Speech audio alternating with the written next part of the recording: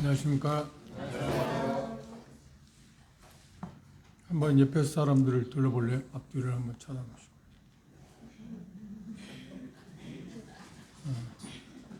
그리운 사람들입니까?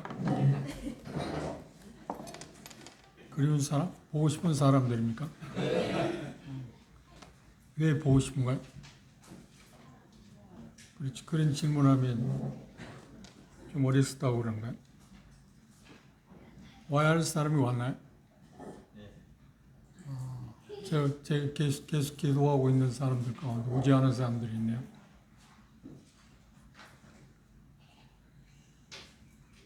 그것 때문에 우리가 기도할 수밖에 없습니다. 사람을 옮기는 것은 하나님이시니까. 히브리서 11장 보겠습니다.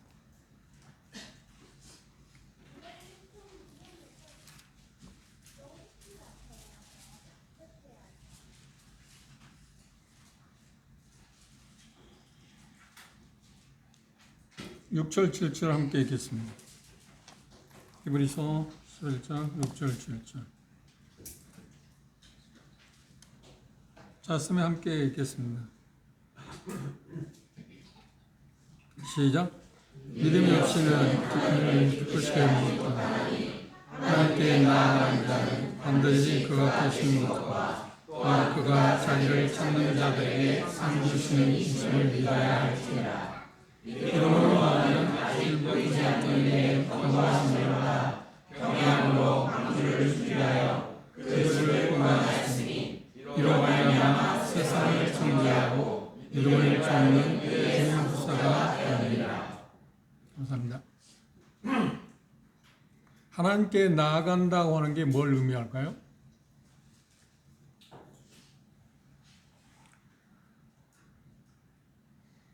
여기 6절의 시작은 그렇게 시작합니다. 믿음이 없이는 하나님을 기쁘시게 못한다.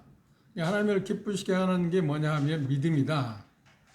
그 믿음은 뭐냐? 1절에서 말한 것처럼 하나님을 기대하는 것, 하나님 말씀에 대한 어떤 확신, 하나님을 신뢰하는 것, 그 여러 가지 것들이 포함되어 있습니다. 먼저 6절에 있는 말씀에서 하나님께 나아간다고는 중요한 그 3요소가 있습니다. 하나님께 나아간다는 게 뭘 이야기하는가? 첫째, 생애 처음으로 하나님께 나아가는 것을 가리키고 있습니다. 여러분들이 하나님께 나아간 일이 언제 있었나요? 즉 하나님을 믿음으로, 그러니까 믿음으로 하나님께 나아간 때가 언제였나요? 그것을 처음 하나님께 나아가는 때가 있습니다.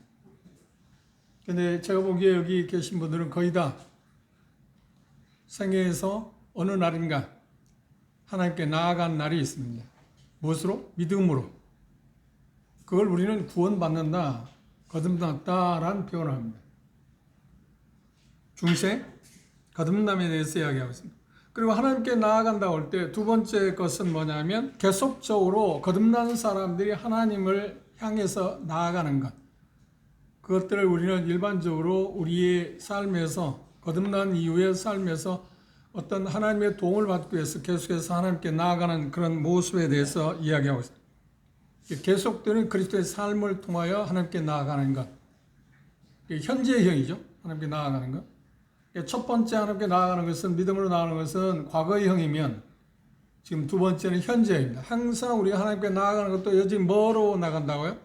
믿음으로. 믿음이라고 하는 존재를 우리는 빼서는 안 됩니다. 뭘 하든지 항상 거기에 뭐가 들어야 하냐면 믿음이라고 하는 명사가 들어요. 믿음으로. 히브리 11장에 나오는 그 믿음의 선진들의 공통점은 뭔가? 믿음으로. 여기 나오는 것처럼 노아는 믿음으로 말하지 않고 믿음으로 노아는 어떻게 했다. 노아가 믿은 그 믿음이 어떤 역할을 했는가, 어떤 삶의 변화를 가져왔는가 하는 것들에 대해서 이야기합니다. 그래서 에녹에 대해서도 이야기했고 아벨에 대해서도 이야기했습니다. 믿음으로 아벨은, 믿음으로 에녹은 그런 특징을 이야기하고 있습니다. 우리는 계속적으로 거듭난 이후에도 여전히 믿음으로 하나님께 나아갑니다. 하나님께 나아가는 그 방법 가운데 가장 좋은 하나님의 은혜로 우리에게 주신 수단이 있는데 그건 기도하는 것을 통해서. 세 번째는 궁극적으로 하나님께 나아가는데 그것 역시 믿음입니다. 그건 뭐냐면 우리가 예수 그리스도께서 오실 때 그분을 만나게 되는 것. 정확히 말하면 궁극적인 구원이라고 그렇게 말할 수 있습니다. 그거 역시 믿음으로 나아가는 것입니다. 그리스도가 된다? 하나님의 나라에 임하는 것, 그것을 여기 하나님께 나아가는 거라고 이야기했습니다. 그건 역시 공통점이 뭐냐면 믿음으로. 그러니까 시작도 믿음이고 과정도 믿음이고 결과도 끝도 어떻게 하나? 믿음이다. 그래서 로마서 1장에서는 의인의 삶의 특징을 뭐라고 그랬냐? 믿음으로 사는 거다. 믿음으로 사는 거다. 의인의 특징은 뭐냐면 그러니까 의인은 거창한 걸로 생각하지 말고 거듭난 사람, 그리스도인의 삶의 특징이 뭐냐고 할 때 그런 믿음으로 어떤 걸 한다. 믿음으로 어떤 걸 한다. 그렇죠? 이 세 가지 의미가 하나님께 나아간다고 할 때 믿음이 없이는 하나님을 기쁘시게 못하는데 하나님께 나아가는 자는 반드시 그가 계신 것을 바라본다고 그랬습니다. 그러니까 이걸 정리하면 하나님과 관계를 맺고 그렇죠? 과거의 일입니다. 믿음으로 하나님께 나아가서 예수 그리스도를 통해서 우리는 하나님께 나아갈 수 있었습니다. 예수 그리스도를 믿는 믿음을 통해서 하나님께 나아갔습니다. 그리고 예수 그리스도를 통해서 정확히 말하면 성령님과의 관계를 통해서 그런 교제를 통해서 계속 사귐을 누리면서 하나님께 나아갑니다. 그건 역시 믿음입니다. 그리고 이 세상에 살 때 우리는 하나님께 나아감으로 말미암아서 믿음으로 나아감으로 말미암아서 하나님께서 우리에게 주시기를 원하는 것들을 받아서 이 세상에서 믿음을 통해서 우리는 승리하는 삶을 살 수 있습니다. 그게 하나님께 나아간다고 하는 말 가운데 현재형입니다. 그리고 여기 표현하고 있는 의식적으로 하나님께 나아가기 위해서는 우리는 뭘 해야 하는가요? 그냥 가만히 있어도 한번 생각해 보세요. 여러분들이 처음 과거에 믿음으로 말미암아서 예수 그리스도를 통해서 하나님께 나아갔을 때 여러분이 한 일이 뭔가요? 가만히 있었나요? 이것에 대한 혼란을 가지면 안 됩니다.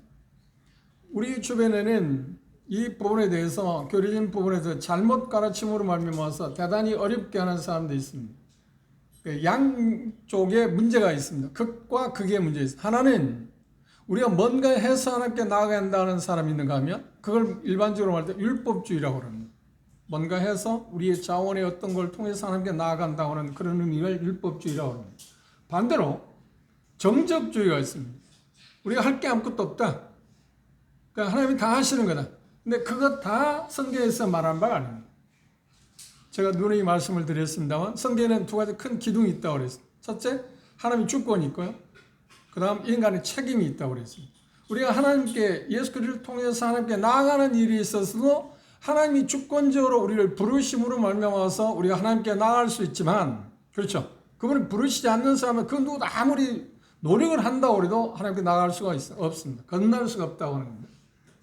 그래서 그것을 순수하게 뭐라고 하냐면 은혜라. 우리의 어떤 것도 필요하지 않다.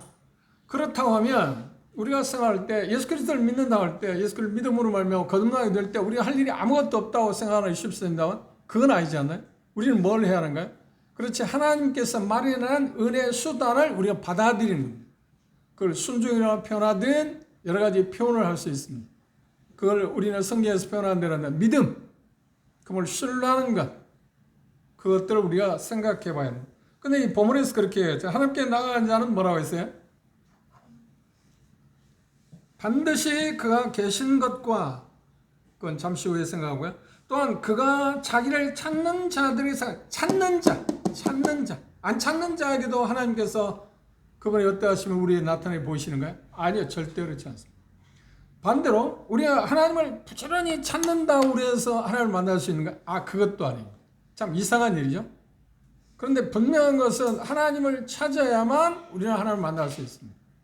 그 양면성, 그걸 오해하지 마시기 바랍니다.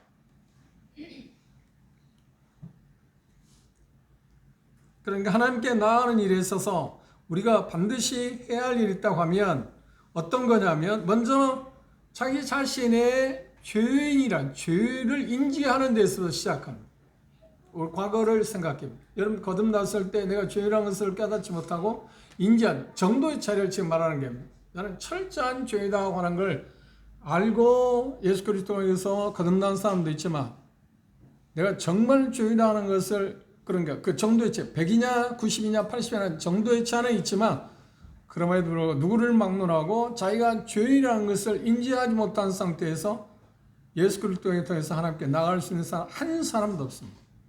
성령께서 이 세상에 오셔서 하는 일 가운데 하나가 뭐냐면 우리가 죄인이라는 사실을 하나님의 말씀을 통해서 하나님의 복음을 통해서 알려주는 깨닫게 하는 겁니다.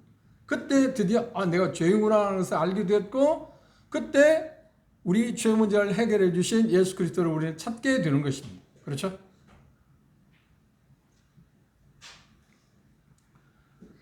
어떤 분이 제가 지난 수요일날 그런 이야기 했나요? 내가 다른 데서 했는데 잘 모르겠는데 어떤 분이 참 의미 있는 이야기를 했습니다. 용서의 시작은 어디에서부터 시작된다고요? 용서의 시작은 어디에서부터 시작될까요? 그렇죠. 내 자신이 잘못했다는 것을 인지하는 데서부터 용서의 시작. 내가 잘못됐다는 걸 인지하지 못하는 관계에서는 용서라는 말이 아무런 의미가 없습니다. 예수님께서 그리스도인과 그리스도의 삶에서 서로 간에 용서하라고 말씀하셨을 때 상대방이 가해자가 자기 자신이 죄를 지은 것을 내가 잘못했다 인지하는 것, 그걸 회개라고 하는 표현을 썼습니다. 그럴 때 그걸 근거로 용서, 그게 근거되지 않은, 회개라고 하는 것이 전제되지 않은 상태에서 용서는 아무런 의미가 없습니다. 그래서 우리도 회개함으로 말미암아서 예수님께서 흘리신 보혈을 통하여 우리를 하나님께서 구원하셨습니다. 회개하지 않는 사람을 하나님이 구원하는 일은 없습니다. 그래 하나님께 나아가는 일에서 중요한 게 뭐냐? 내가 참 연약한 사람, 내가 죄인이다. 그걸 인지하는 게 대단히 중요해요. 그걸 깨닫게 하시는 분이 누구라고요? 성령이. 뭘 통해서? 하나님의 말씀을 통해서. 하나님의 복음을 통해서 우리는 그것들을 인지하게 됩니다. 죄라는 사실을 인지하는 데 시작합니다. 이것을 가장 쉽게 설명한 게 하나 있습니다. 누가복음을 보실까요? 15장입니다. 탕자의 비유 아시죠? 하나님을 믿지 않는 사람들도 이 탕자의 비유를 아는 사람이 생각보다 많더라고요.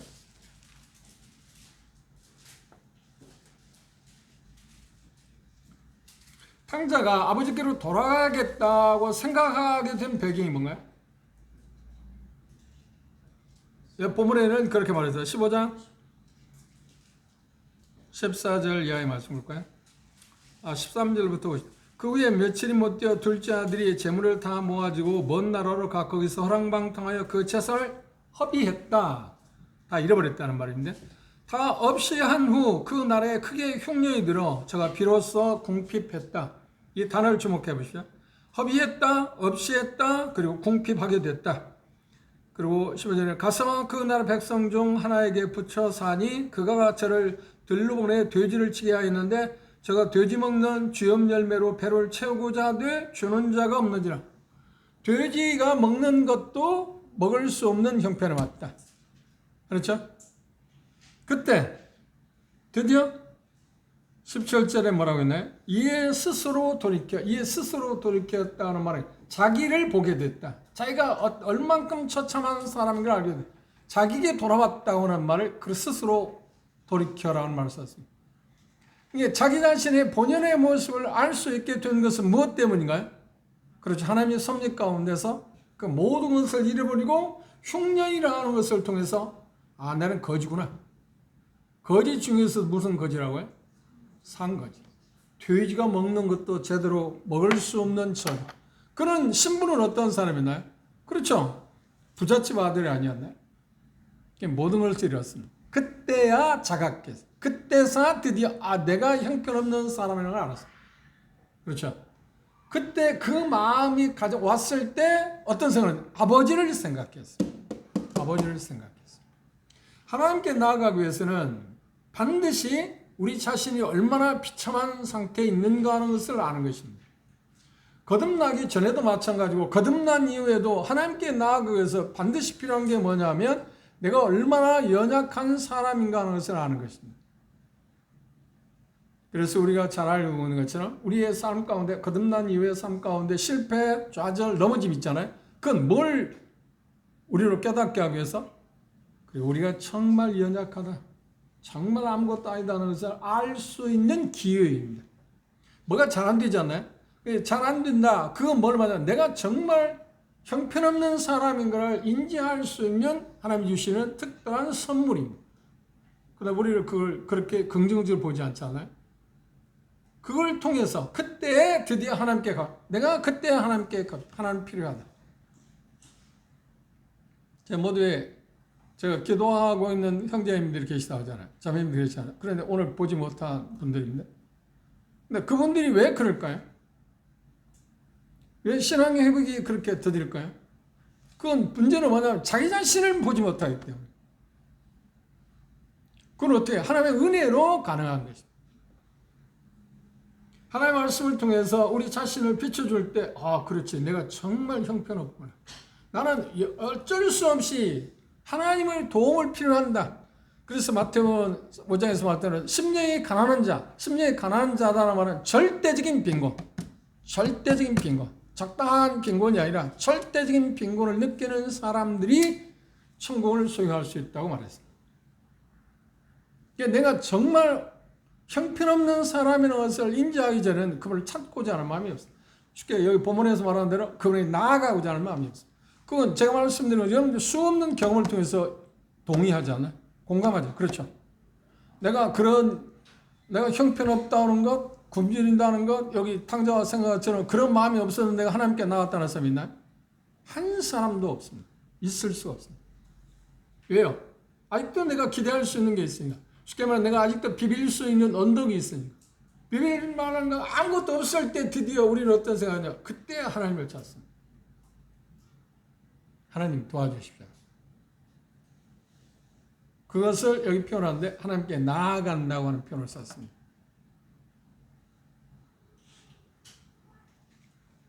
그렇게 말했습니다. 내 아버지에게는 양식이 풍족한 풍권이 얼마나 많은가. 나는 여기서 줄여 죽는구나. 자기는 죽음으로 빈곤으로 말미암아서 죽을 지경이 일어났던 것을 발견하고 그때 아버지를 생각했습니다. 그래서 어떻게 했나요? 아버지께로 돌아가야겠다고 결단을 내렸어요. 이게 하나님께 나아가는 자세예요. 그죠? 이 누가복음 15장에 나오는 탕자의 비유는 지금 여기 히브리서 11장 6절에 말씀하고 있는 말씀의 내용을 정확하게 잘 묘사하고 있습니다. 비유를 잘 설명하고 있습니다. 하나님께 나는 반드시 그가 계신 것, 그리고 상 주시는 이 시민을 바라본다. 그 똑같은 이야기가 지금 여기 탕자의 비유를 보면 자세하게 설명되어진 것을 우리가 알 수 있습니다.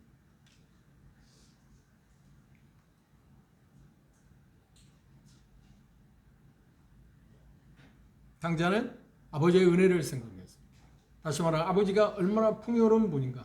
그리고 아버지께 내가 갈 수 있다고 생각했습니다. 어디에서 아버지를 생각했다고요? 어디에서 아버지를 생각했다? 빈곤. 그러니까 흉년을 통해서 자기가 정말 아버지가 필요하다는 걸 깨달았습니다. 자기 자신을 봄으로 인해서 그걸 스스로 돌이켜라면 자기에게 돌아왔다. 그렇죠? 드디어 자기를 보게 됐다. 우리 신앙생활에서 가장 기초적이고 어려운 게 뭐냐면 자기를 보기가 그렇게 생각보다 쉽지 않습니다.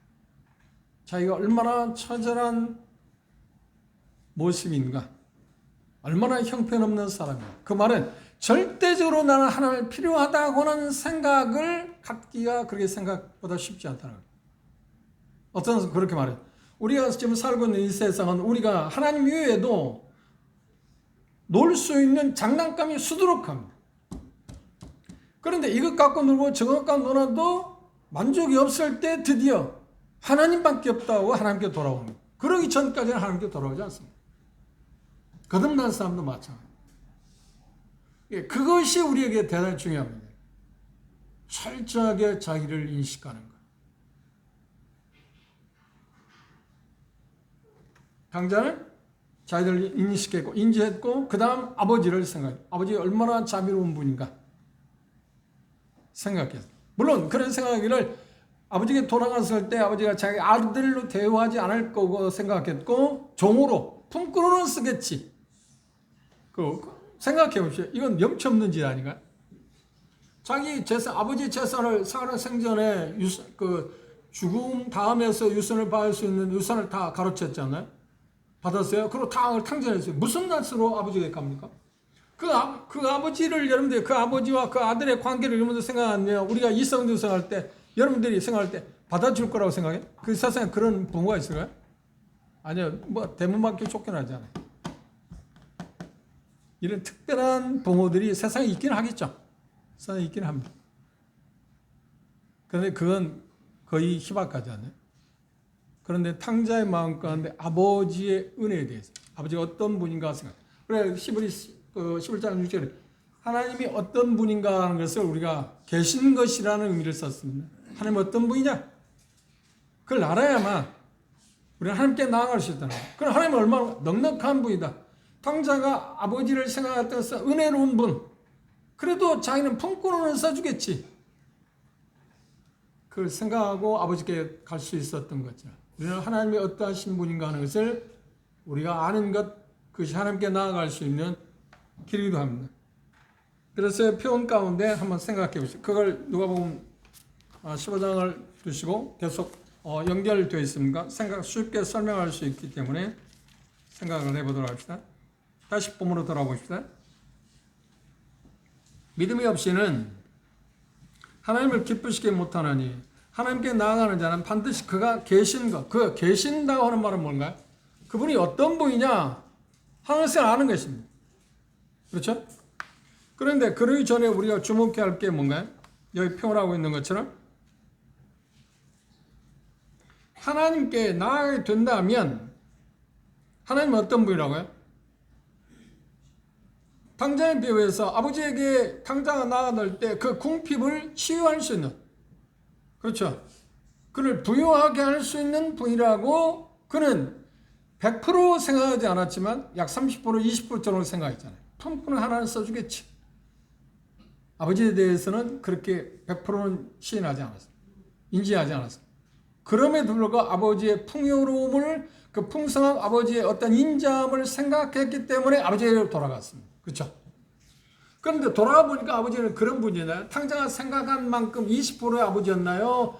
다시 말하면 탕자가 생각한 아버지의 모습이 20% 정도였나요? 100%였나요? 20%도 채 안 나요. 왜요? 아들을 데우죠. 그리고 상상도 못하게 송아지도 잡고 3가지 선물도 주고, 그렇죠? 전혀 상상 밖이었습니다. 우리가 하나님께 나갈 때 하나님이 살아 계시는 건 하나님 어떤 분인가 할 때 그 하나님 아버지, 탕자에 비유해서 그 아버지를 생각하는 거예요. 그 하나님 어떤 분인가요? 우리의 모든 필요를 충족시킬 수 있는 분이다.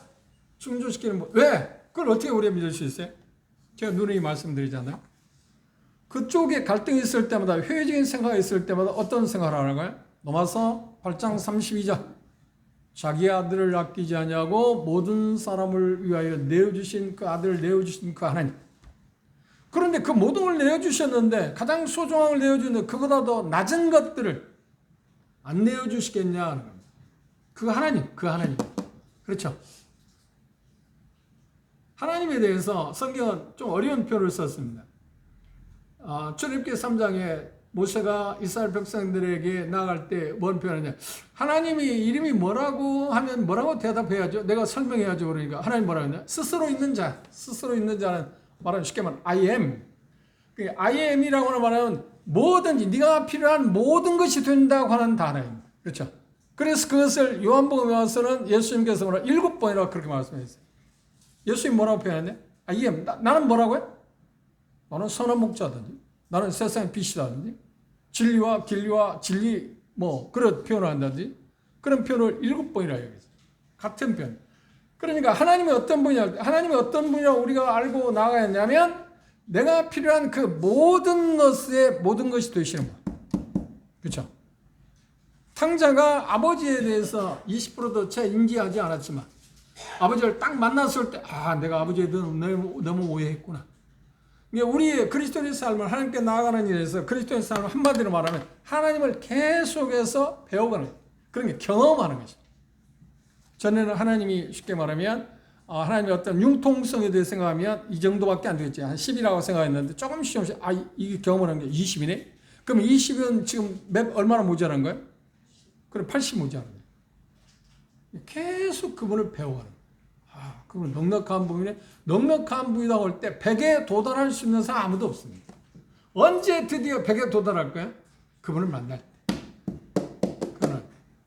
다시 말하면 우리가 그분처럼 변화됐을 때야 그분의 영광을 우리는 송두리째 다 이해하고 그걸 누릴 수 있어요. 그러니까 천국의 아름다운 게 뭐라고요?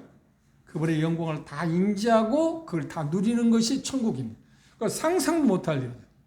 그러니까 막연하게 우리는 천국은 좋은 곳이야, 뭐 평안한 곳이야, 뭐 죽음도 사망도 없고 근심도 걱정도 눈물도 없는 곳이야.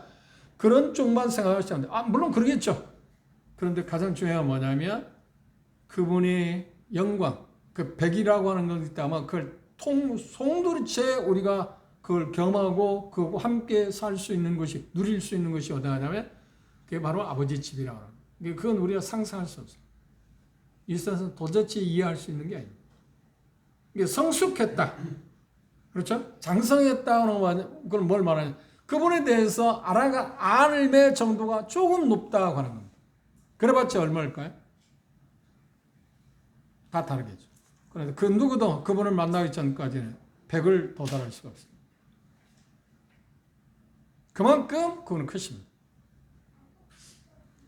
그래서 표현 가운데 말한 가운데는 그 표현 반드시 그가 계신 것, 그가 계시다는 것은 뭐 지금 우리가 생각할 때 살아계시다 그분의 존재 여부를 지금 말하는 걸 그 말을 말하고 있는 게 아닙니다.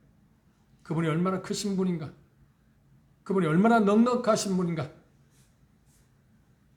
그래야만 그분에게 나갈 수 있잖아요. 그죠?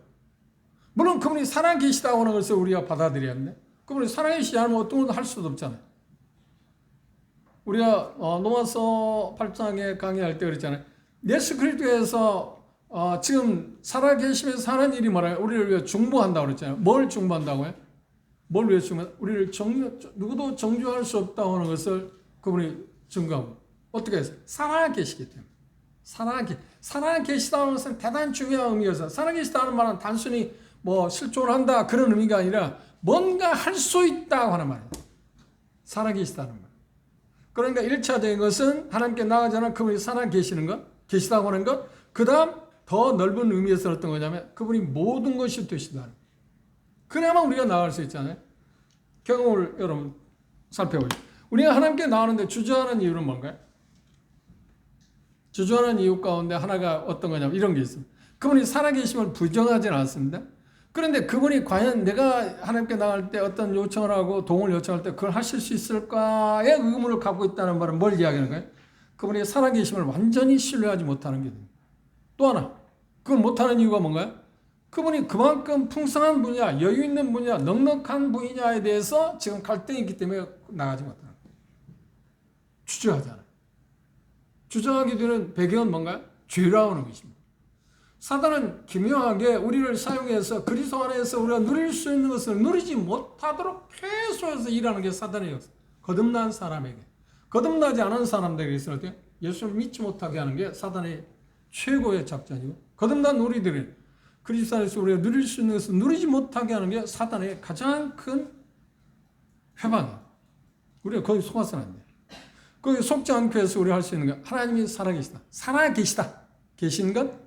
그리고 그분이 모든 것이 된 넉넉하다. 어떤 상황에서 그분이 포용하고 우리를 받아주십니다. 어차피 우리는 염치 없는 사람이지 않나요? 그죠? 우리가 하나님에 대해서 오해하고 있는 게 어떤 거냐면 내가 그래도 좀 반듯하다고 하는데 정도의 차이는 있겠지만 어느 정도 좀 반듯한 게 있어야만 하나님 받아줄 것 같지 않아요? 아니야. 그렇지는 않습니다. 그런데 여기에 그런 생각을 할 때 사단이 우리 마음 가운데 심어주는 게 부정적인 게 하나씩. 너는 어차피 그러니까 그냥 마음대로 살아. 그럼 하나님께 도움을 요청하면 되지 않아? 그것 아닙니다. 그걸 말하는 하나님의 은혜는 절대 그걸 권장하지 않습니다. 그런 쪽에 속으면 안 돼. 우리는 긍정적으로 하나님께 나가지만 부정적인 쪽에서 하나님께 나가는 건 아니지 않나요? 제 말을 이해하시면. 그런데 여러분의 삶도 저의 삶도 그렇지만 계속 그 갈등이 있습니다. 그쪽에 속으면 안 돼요. 사단의 꾀에 넘어가서는 절대 안 됩니다. 우리는 부지런히 하나님을 찾아야 합니다. 그렇죠? 열정적으로 하나님을 찾아야 해요. 가만히 있어야 되는 게 아니에요. 그런데 하나님을 찾게 될 때, 하나님을 나아가야 될 때 자세에 있어서 여기 표현하고 있는 것처럼 반드시 그가 계신 것, 살아계신 것, 그리고 그분이 모든 것이 되신다고 하는 것, 그것을 우리가 믿는 게. 그런데 그걸 뭐라고 하는데? 믿음으로. 그건 역시 믿음으로. 믿음이 아니고서는 그걸 가질 수 없잖아요. 그분이 살아계시다는 뭘로 알아요? 하나님의 말씀을 통해서, 하나님의 말씀을 통해서 우리가 그 말씀을 믿음으로 말미암아서 우리가 그분이 살아계신 말, 계신 걸 압니다. 존재하신 분을 압니다. 그리고 그분이 모든 것이 되신다는 것도 뭘 통해서, 그렇죠. 하나님 말씀하시는 계시된 말씀을 우리가 믿음으로 그걸 우리는 알 수 있어요. 그 위에, 그러니까 믿음이 대단히 중요해요. 그러니까 여기 딱 시작할 때 믿음이 없이는 하나님을 기쁘시키면, 그러니까 모든 것의 근원은, 토대는 뭐다? 믿음이다. 지금 그걸 강조하고 있습니다. 우리의 궁핍을 해결할 수 있는 것은, 우리의 문제를 해결할 수 있는 것은 하나님께 나아가는 일인데, 하나님께 나아가기 위해서는 그분이 살아계시는 것, 어떤 일을 할 수 있다는 말입니다. 그럼 모든 것이 된다고 하는 사실을 우리가 믿는 그 믿음이 필요하다. 그 믿음이 없이는 가능하지 않다고 하는 이야기입니다. 그러면 하나님께 나아가기 위해서 우리는 두 번째 생각할 것은, 나가는데 하나님이 계신 것, 그리고 그분이 모든 것이 되신다는 것을 우리 믿는 믿음이 필요합니다. 그럼 나아가기 위해서 우리가 하기 위해서는 해야 할 일은, 중요한 것은 무엇인가요? 동일하게 믿음으로 나가야 한다니까. 그러니까 항상 어떤 답을 하게 될 때 믿음이라는 것을 빼놓으면 안 돼요. 그런데 이 질문을 하게 되면 우리는 뭔가 해서 삶을 고친다, 뭘 해서 하나님께 나가야 한다고 생각하잖아요. 아니, 그게 아니고. 그건 차후 문제지. 우리가 하나님께 믿음으로 나아갈 때 그분이 우리의 역사하시고 우리의 삶을 변화시키는 거고, 우리가 변화된 다음에 그 어떤 것을 갖고 하나님께 나가는 게 아니라는 거예요. 이해하셨죠? 그러니까 반드시. 그런데 분명한 것은 하나님께 반드시 나아가게 되면 따라오는 게 뭐라고요? 분명한 것은 변화가 있다는 겁니다. 반듯해진다는 말이에요. 의로워진다, 거룩해진다고 하는 말이에요. 그러니까 하나님께 나아가는데도 그게 없다고 하면 믿음으로 나아가지 않았다는 말이 됩니다.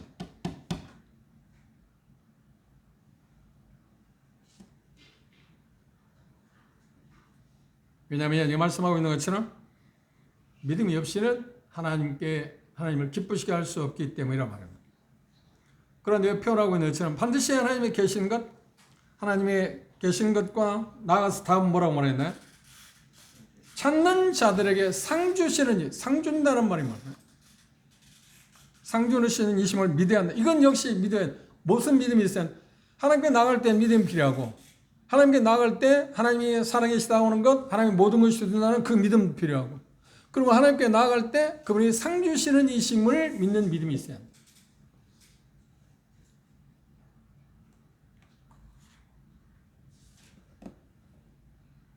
그러면 누가복음 15장으로 다시 돌아봅시다. 상 주신다는 말이 뭘 말할까요? 지금 그 비유를 통해서 우리는 쉽게 이해할 수 있게 되어 있습니다. 자, 이 탕자가 아버지께로 돌아갔습니까? 아버지께 돌아갔을 때 아버지는 어떤 분으로 나타난 20절 주목해 보십시오.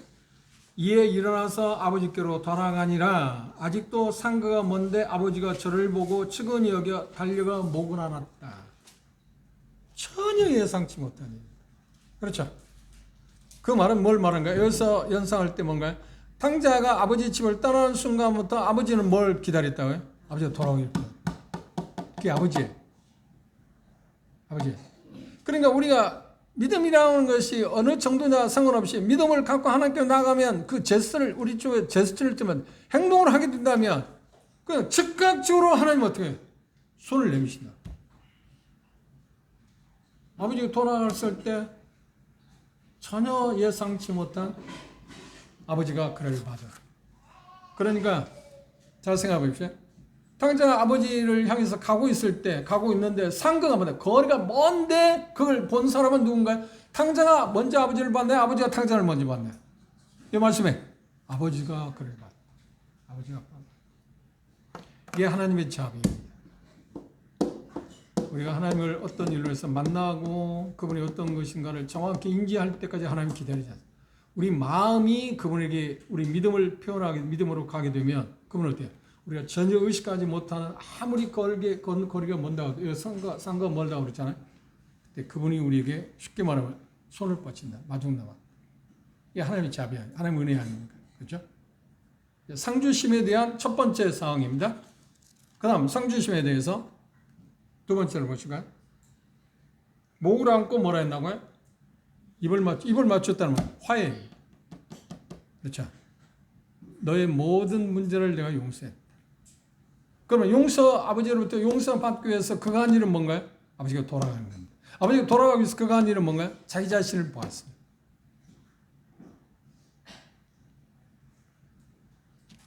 그때 아들은 아버지에 대해서 잘못 생각하기를 뭐라고 했나요? 아버지, 내가 하늘과 아버지께 죄를 얻었어. 죄를 고백합니다. 지금부터는 아버지 아들이라 일컬음을 감당치 못하겠나이다. 하나, 아버지는 종들에게 이르되 제일 좋은 옷을 상 주심에 대한 일. 첫 번째는 뭐였나요? 아버지가 그에게 나와서 안고 입을 맞췄다. 화해해. 그 다음 두 번째 표현을 뭐라고 했나요? 제일 좋은 옷을 8겹, 의로운 옷을 입혔습니다. 그에게 정말 필요한 건 뭔가요? 지금 거지잖아요. 거지의 특색이 뭔가요? 여러 가지 있지만 겉으로는 남는 옷을 입어. 그렇죠. 그래 우리 종종 그런데 옷이 형편없는 입고 남는 옷을 거지 같아. 그런 표현을 하잖아요. 근데 이 젊은이가 이 탕자가 얼마나 옷이 너절했을까요? 근데 그걸 볼 때 아버지 마음이 어땠을까요?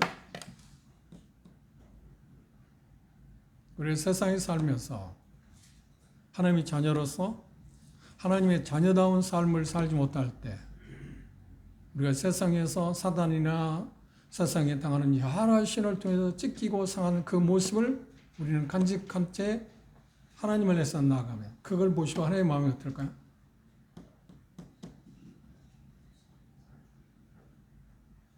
우리의 처절한 모습을 보고 그건 어떻게 할까요? 우리가 기억해야 할 것입니다. 하나님의 말씀을 저버리고 우리가 세상을 향해서 삶을 살 때 우리는 마치 옷이 찢기고 벗겨지고 그리고 형편없는 정말 거지 모습을 취한 그 옷차림을 할 수밖에 없어요. 그런데 그 모습을 갖고도 하나님께 나가. 우리는 그 옷차림 그것 때문에 하나님께 나가는데 주저하는 게 있잖아요. 내가 좀 뭔가 그래도 수선하고 뭔가 고치고 모욕도 좀 하고 그러고 해야겠지. 그건 가능성이 없어요. 하나님은 그걸 원하지 않습니다. 그 있는 대로 그걸 바라보시는 그 탕자의 그 모습을 바라보시는 아버지 마음이 어땠을까요? 그게 하나님께서 우리가 하나님의 말씀을 저버리고 삶을 살아갈 때 바라보시는 마음입니다. 그렇죠? 근데 그걸 손을 내밀기를 원하세요. 근데 그걸 손을 내밀지 못하는 이유가 있어요. 뭐냐? 우리가 하나님께 나아가기를 주저하고 있어요. 우리가 처참한 몰골을 우리가 하나님께 계속 보여주고 살아야 하는 거야? 이것처럼 하나님의 마음을 아프게 하는 게 뭘까요?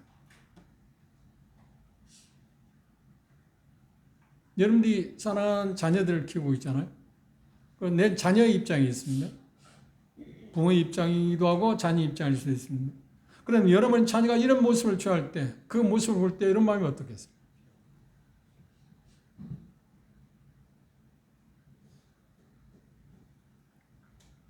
하나님 참 자비로우신 분입니다. 나는 이런 부분들을 묵상할 때마다 하나님 안에서 참 좋으신 분이다. 그렇게 표현해요. 그렇게. 참 좋으신 분. 정말 넉넉하신 분. 나의 모든 것을 잊게 하시고 그것을 깨끗하게. 그러면 좋은 옷을 입기 위해서는 반드시 선행해야 할 게 뭔가요? 그렇지. 거지 옷을 벗어야 하잖아요. 그걸 벗기고 모욕도 하고 그리고 의로운 옷을 입혔습니다. 이것이 상 주시는 일 가운데 하나입니다. 하나님의 여유이세요. 넉넉하신 분입니다. 우리가 어떤 상황이든지 그분에게 나아가면 우리의 그 모든 것들, 너절한 그 모든 것들을 다 치유하십니다. 그러고 표현하고 있는 것처럼 좋은 옷을, 가장 좋은 옷은 뭘까요? 그렇습니다. 의의 옷입니다. 더럽혀지 않는 옷. 계시록 우리가 공부하고 있었나? 흰 옷이라고 표현하고 있습니다. 그리고 성도들의 행실을 묘사하기 위해서 흰 옷을 입힌다 하는 표현을 썼습니다.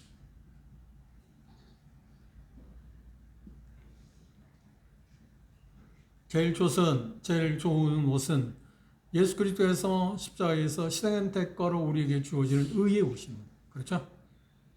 이사야 선지자는 그걸 또 찬송의 옷이라고 하는 표현도 썼습니다.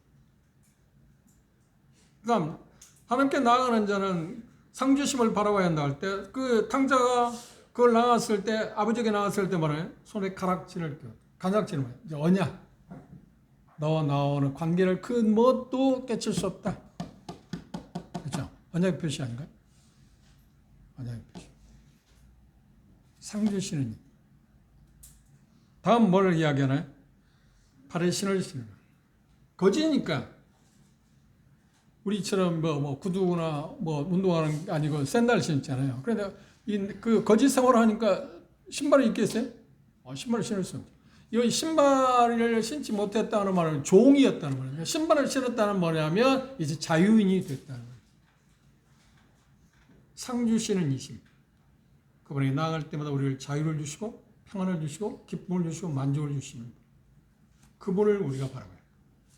그런 분이시다. 그리고 뭐라고 한 거야? 즐기자. 즐기기 위해서 뭐가 필요했다고요? 송아지를 잡았어. 이 탕자의 비유가 지금 여기에 말하고 있는 것처럼 히브리서 11장 6절에 말하고 있는 것에 대한 가장 좋은 그림이라고 나는 그렇게 분별합니다. 이해가 쉽죠? 그렇죠? 자기 자신을 인지하고 아버지가 어떤 분인가를 알고 하나님께 나아갈 때 상 주시는 분이라는 것을 알아야 합니다. 하나님께 나아갈 때 어떤 믿음이 필요하다고요? 그분이 살아계시는 거, 넉넉하신 분, 그리고 어떤 거예요? 또 하나 여기 표현한 것처럼 상 주시는 분이다. 그걸 믿음으로, 그런 믿음으로 하나님께 나아가야 합니다.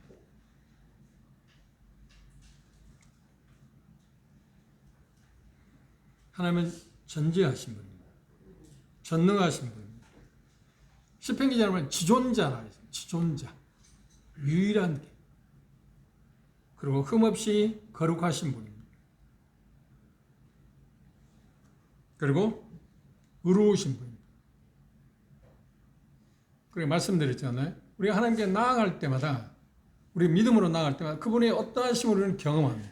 경험할 때 그분이 의로우시다, 흠이 없다는 것은 어떠냐, 한 번 아는 것으로 100%를 아는 게 아니라 조금씩 그 정도를 넓혀간다는 말이에요. 그렇죠? 여러분 경험에서 그랬어요. 그분 은혜에 대해서도 성숙한 사람의 하나님의 은혜에 대해서 경험한 거하고 이해하고 있는 거하고 이제 그리스도인 된 지 얼마 되지 않은 형제 자매들이 하나님의 은혜에 대해서 경험하고 알고 있는 정도의 차이가 있죠. 당연히. 하나님이 너무나 크신 분입니다. 그래 베드로 사도는 뭐냐면 우리 주 예수 그리스도를 아는 지식, 그걸 아는 지혜에서 자라가라 그랬어요.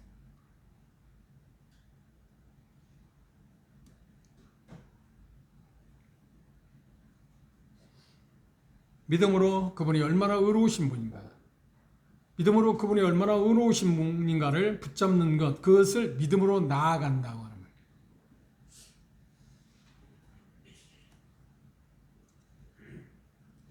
그리고 빼놓을 수 없는 것이 어떤 거냐, 우리의 기도를 들으시는 분, 우리의 기도를 들으시는 분.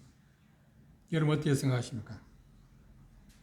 여러분 개인적인 삶 가운데 우리가 정말 부족하다, 빈곤을 느끼는 게 있다면 뭐라고 생각해요? 저는 그렇게 고백합니다. 하나님, 내가 참 기도가 부족하다.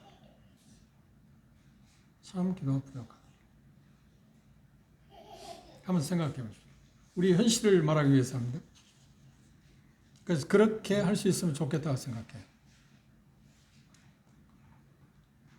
우리에게 개인적으로 어떤 큰일이 오면, 큰일이 부닥치면 우리의 한계가 오면 내가 할 수 있는 어떤 한계를 벗어나면 우리가 할 수 있는 게 뭔가요? 그때 기도하자. 그때 기도합니다. 그렇죠? 그때 기도합니다. 그러면 다른 형제자매들이 어떤 질병으로 해서 어떤 한계에 부딪힐 때 우리 해줄 수 있는 게 뭔가요? 그렇죠. 기도하죠. 기도해줘요. 근데 기도를 언제 어떻게 하느냐 하는 것은 차이가 있습니다. 그것이 전부는 아닐 수도 있습니다. 제 말을 오해하시는 거예요. 근데 현실처럼 생각해 보십시오. 앞으로는 그렇게 하면 좋겠다 생각해. 수요일 날도 계시록을 공부하고 나서 끝나는 것도 뭐 끝날 수도 있지만 아니면 어떤 문제가 있으면, 기도할 문제가 있으면 우리가 남아서 함께 기도해 주는 것, 그게 필요하다고 생각해요. 동의하십니까? 정말 그렇게 기도합니다. 최소한도 우리가 어떤 일로 해서 광고를 하잖아요. 우리 인간의 한계를 벗어난 어떤 일로 해서 광고하면서 기도해 달라고 하잖아요. 기도해 달라고 말하지 말고 그것도 필요하지만 그 자리에서 그걸 광고하는 사람이 몇몇 사람이도 그걸 위해서 기도하는 게 필요하잖아. 현실적으로. 그래 안 그래? 근데 우리는 그렇게 말해요. 그러니까 기도가 광고하는 것입니까? 어떤 구도자의 구원을 위해서 기도해 달라고 하면 그렇게 기도해 달라고 광고할 뿐만 아니라 그 자리에서 기도하는 게 필요하잖아요. 그렇게 합시다. 그렇게. 정말 우리는 부족한 게 뭐냐면 우리는 기도하지 않습니다. 기도하지 않습니다.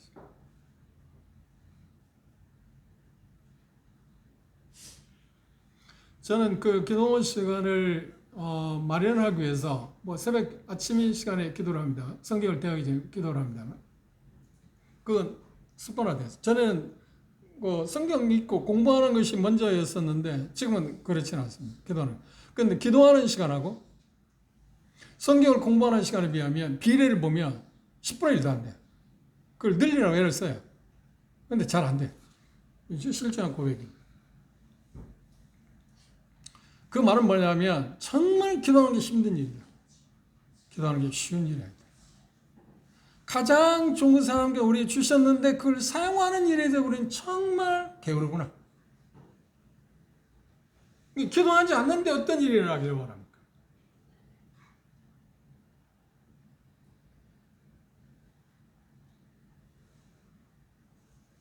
우리 모두 다 우리 기도 생활에 대해서 돌아갑니다. 하나님께 나아간다는 말은 그것도 포함되어 있지 않나요? 어떤 믿음으로, 기도는 믿음으로 하는 거죠. 믿음이 있어야만 우리는 기도할 수 있지 않나요?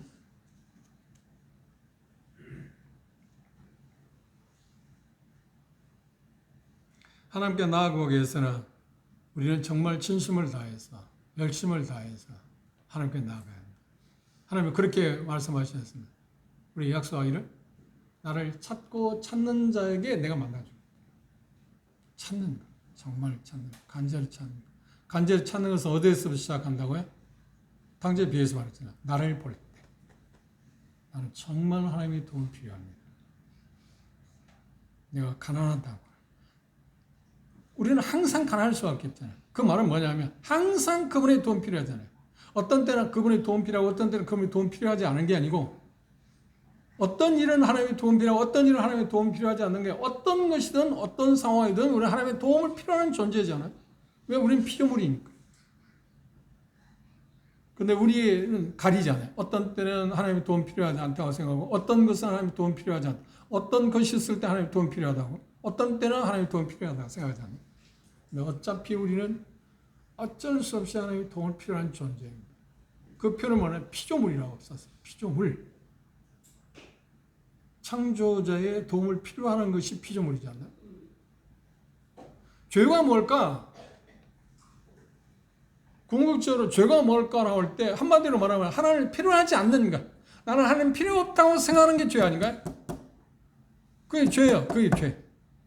근데 우리들이 그런 생활을 그리스도의 삶을 살아갈 때 하나님 필요를 인지하지 않는다고 그것보다 무서운 게 없는데 그걸 무섭다고 생각하지 않잖아요. 그게 정말 나쁜 거라고 생각하지 않잖아요. 그게 정말 나쁜 건데. 로마서 1장에서 그렇게 말합니다. 죄가 뭐냐고 할 때 마음에 하나님 두기를 싫어하는 거라고 말합니다. 살인하 그거 아니에요. 그건 아니에요. 후회. 마음에 하나님 두기를 싫어하는 거예요. 그러니까 우리의 삶 가운데 거듭난 삶, 우리 그리스도의 삶 가운데 하나님의 필요를 인지하지 못하는 것 자체가 죄라는 거예요. 그런데 그걸 우리 죄라고 생각하지 않잖아요. 그럼 우리는 죄에 대해서 개념할 때 우리가 사람을 해친다든지 거짓말했다든지 어떤 인간관계에 어떤 문제가 있다든지 했다든지 하는 그런 것들만 우리는 죄라고 생각하잖아요.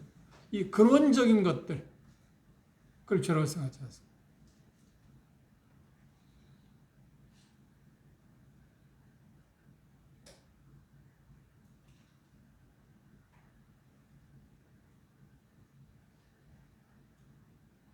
창세기 15장 1절에서 하나님께서 아브라함에게 그렇게 말씀하셨습니다.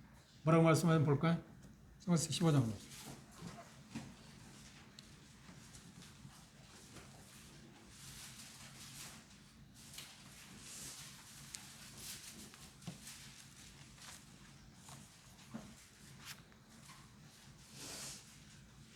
1절입니다. 함께 읽어봅시다. 창세기 15장 1절입니다. 자, 있나? 시작. 이후에 여호와의 말씀이 이상 중에 아브라함에게 임하여 가라사대 아브라함아 두려워 말라. 나는 너의 방패요. 여기 나는 너의 지극히 큰 상급이라고 표현했는데 그건 뭐란가요? 네가 필요한 모든 것이다. 네가 필요한 모든 것이다. 그러니까 두려워하지 말라.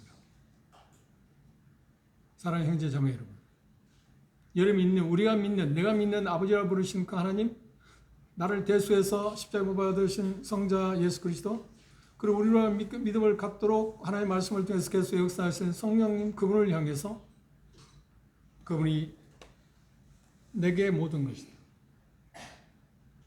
그분이 나의 상급이라고 그렇게 고백하시면서 사십니까? 그런 믿음으로 여러분들 사십니까?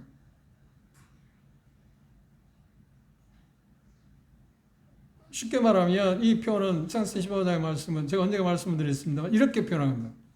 제가 가장 쉬운 표현은 아브라함이 그래요. 아브라함아, 나는 네 편이야. 너희는 내가 있잖아. 너희는 내가 있지 않아. 내가는 누구인가요? 그 하나님이 어떤 분이라고요? 그래, 스스로 있는 분. 그러니까 하나님께 말씀 두려워하지 말라는 거예요. 두려워하지 말라. 물론 과정 가운데 우리가 생각한 것처럼 잘못될 수도 있습니다. 그런데 그게 과정인지 궁극적인 건 아니잖아요. 끝은 아니잖아요. 우리의 삶은 지금 계속 진행되고 있지 끝이 도달하지 않았어요. 제가 말씀드리죠. 우리는 열차를 타고 어떤 목적지 아버지 집을 향해서 가고 있다면 간이역들이 수요 많이 있잖아요. 간이역에서는 좋은 승객도 있고 나를 해치고자 하는 불결한 사람도 있고 어떤 내 자신의 삶에 해가 되는 그런 여러 가지 부정적인 얼마든지 있을 수 있습니다. 그러나 그게 지금 끝이 아니잖아요. 그러면 출발역에서 종착역에 가는데 보장되어 있어요. 뭘? 예수 그리스도의 보혈로 말로.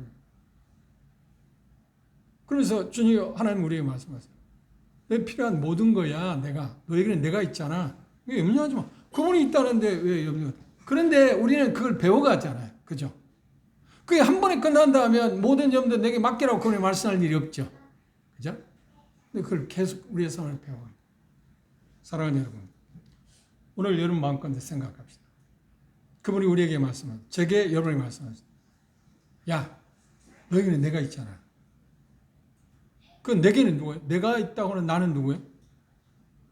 예수님도 시몬 베드로에게 마태복음 14장 그러면 나다고 하는 말은 그렇죠. 전능자 I am. 너에게 필요한 모든 거다. 나다. 내니 두려워 말라. 그러니까 우리의 삶에서 어려운 거, 두려움이나 그 모든 것을 어떤 문제를 인지하는 이유는 뭐냐면 그분 되심을 우리가 믿음으로 바라보거나 믿음으로 그분에게 나아가지 않는 원인이 거기에 있다. 그렇죠. 그렇게 규결을 시킬 수 있습니다.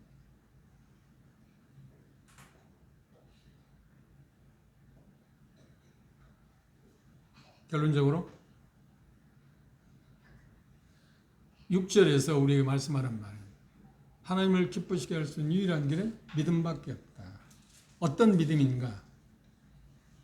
어떤 믿음에는 하나님이 살아계십니다. 그럼 모든 것이 되십니다.